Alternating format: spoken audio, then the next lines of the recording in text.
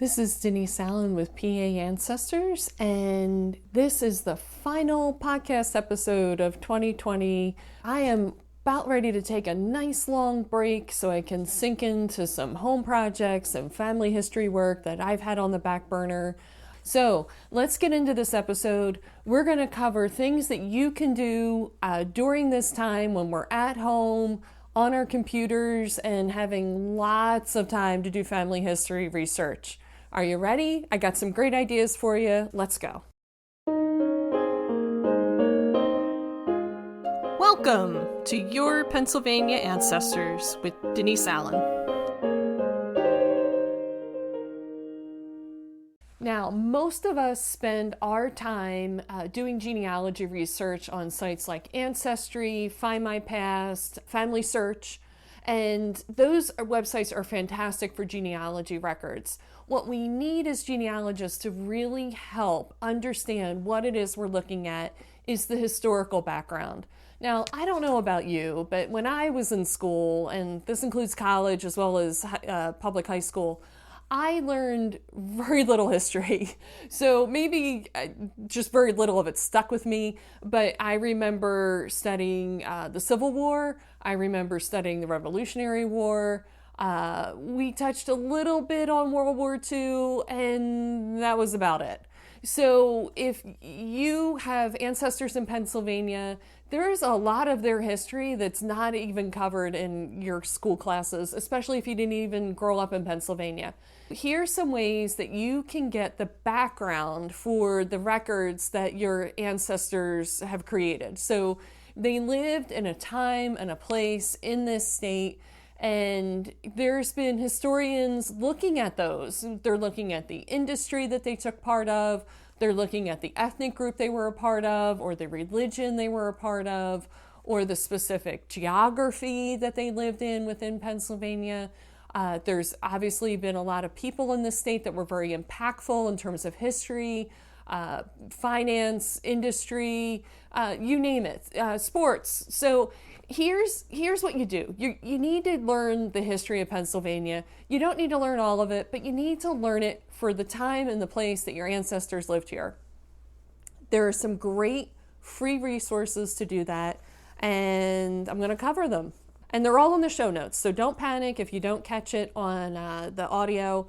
You can just go right to the show notes and click through to get these resources.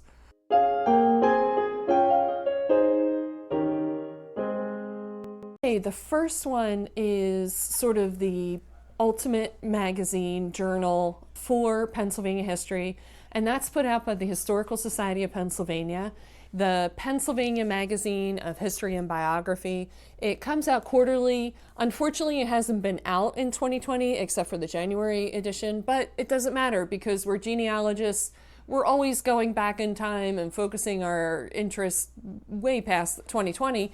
And this journal started in 1877. So there have been 4 issues a year published since then. You can access these for free through Penn State University, has a site where they have 1907 up to 2019. It is also on JSTOR, that's JSTOR, and that is a website that hosts all kinds of academic journals. They allow some free access up to a set limit each month. So it's been generously extended during this pandemic, but I don't know how much longer they're going to do that for. But you want to check this academic journal out. If you didn't go to college and don't have a PhD or like me, barely made it through some of your college courses, you don't be intimidated by what's this journal. The articles are not very lengthy. They can be as short as 5 or 6 pages to as long as 20 pages, but you see the pages are small. And also check the footnotes. So the great part about footnotes is they're going to give you additional resources. Reading one of these old journals from, I think the year was like 1984, in the index, I looked up the section of Philadelphia that my ancestors lived in, which was Manayunk. That's in the kind of the northeastern part of the city. It's right along the Schuylkill River. There was a lot of industry there. It got a lot of immigration in the mid 1800s. My ancestors are one of those immigrants. And I found out reading this article about Philadelphia industry during that time period that a woman had written a dissertation specifically about this immigrant group that my ancestors were a part of. Well, reading that dissertation, which I found online for free, I found out a lot of information about the specific types of factories that were there, the ethnic groups, this kind of social activities that they did, the theater, gymnastics, singing groups. And it really painted a picture for me as a genealogist of what their weekly life was like, maybe monthly events that they went to. And it got me an idea of, when someone got married, maybe the kind of things that were going on in that community. They were Catholics, so different celebrations that they would have taken part of throughout the year. And it just really brought my ancestors to life. They were not just names and dates and headstones. So check this out. Don't be intimidated by the fact that it's an academic journal, that it's, mostly PhDs are writing in here and things like that. Let's break down the walls between academics and genealogists. If we do anything else in 2021, let's work on that. And we can start that as genealogists by reading some of these journals. The next thing you're going to want to look at as a genealogist is the Pennsylvania History Association puts out a journal called Pennsylvania History, a Journal of Mid-Atlantic Studies. This is put out by professors in history across not just Pennsylvania, but also the adjoining states. And this is also available on JSTOR and another site that hosts academic journals called Project Muse. The links are in the show notes to access this one. This one is a little less academic. The topics in it are, I'm just going to say it, a little more fun, a little more about social life of people, sports, theater, the mining towns that they grew up in. So it's a little more, for me when I read it, a little more of this approachable, sort of like a travel magazine, but I don't want to make it sound like these professors are writing travel magazines, but it paints a much more visual picture for me when I read this magazine of my ancestors' lives. So where the academic journal, I maybe had to follow it in the footnotes to find additional resources. The Pennsylvania History Journal of Mid-Atlantic Studies is a little more accessible to me. At least I found it a little more accessible, and you might too. So check out those back issues. Again, I think from 2010 and back are free access. They do tend to limit people's access to some of these things, but it's 2020. Email people. They might give you access to a particular journal article. Now, the last place to look for information on your ancestors and historical background to fill in this history and the gaps and the context about them is local historical societies and genealogical societies.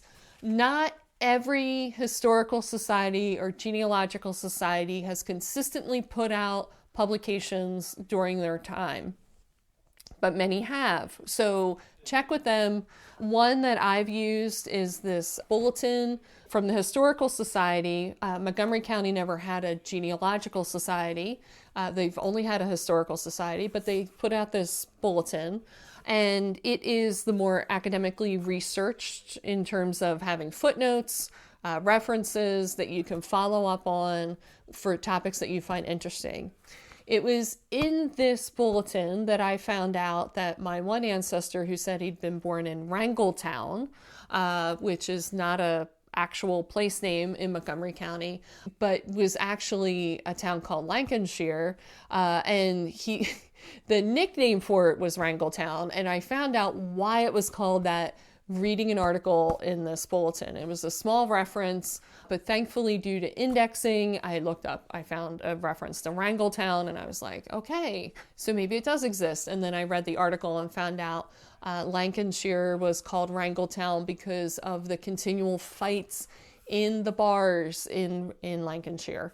So Lancashire doesn't really exist anymore either. It's been paved over by a highway, but I now know that my ancestor was sort of telling a joke about this Wrangell town by saying he was born there. Maybe he was indicating he was born, as the saying goes, on the wrong side of the tracks, or he was born amidst some sort of fighting or something going on, or maybe he was born in a bar. I'm not sure, because this man was an orphan and I'm still using DNA matches to try to track down his biological parents. But check in with me in 2021, because I am determined to figure this one out. But the historical journal for the county gave me the context to understand what my ancestor was talking about when he made these references. They're also great for understanding the industries that your ancestors worked in, the waves of immigration that came into the counties, where they came from, what parts of the countries that they came from. So check out these local historical journals. They will be a goldmine for you for understanding your ancestors.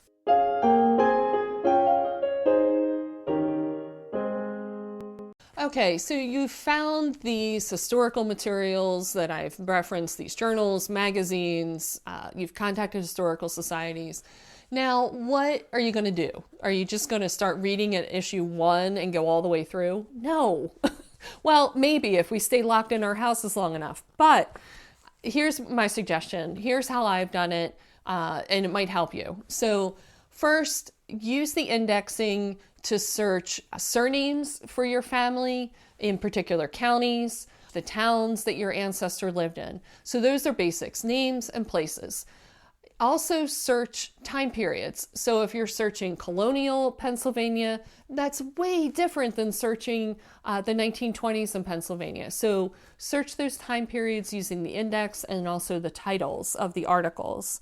You're going to want to search very particularly for your ancestors, and this is where you really get the rich history, industries that they worked in. So if they came to Pittsburgh and worked in the glass industry in the late 1800s, that's completely different than working in a carpet factory in Philadelphia in the late 1800s.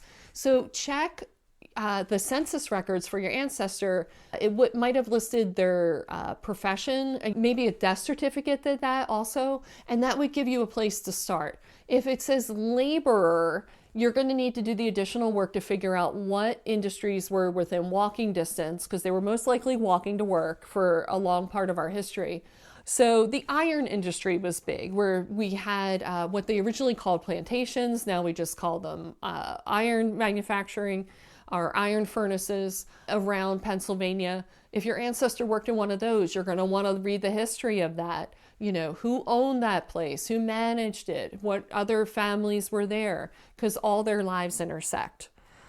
Also look at, in the index, for information on the religion of your ancestors. Is there a history of that religion within specific communities? Also, the ethnic group of your ancestors. What was the history of that ethnic group in those communities? People that have German ancestry, German-speaking ancestors, know that they are really varied according to what area they came from, whether it was closer to Switzerland, whether it was closer towards France, if it was in Bavaria. You know, these areas, they all had different sort of traditions and ways of speaking, and they settled in different parts of Pennsylvania. And if you're looking at German speakers, and I'll go back to Montgomery County, if you look at German speakers that settled closer towards Philadelphia, they were completely different than the German speakers that settled in the northern part of the county of Montgomery. So really hone in on the specific area of the county as you're going through and doing this history research. And look for, as you're doing that, honing in, that kind of laser focus, the geographical boundaries. So those large creeks or the rivers that divided counties or divided parts of counties from each other.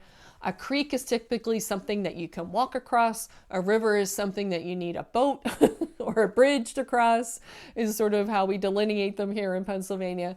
And so those boundaries would have divided up different groups from each other.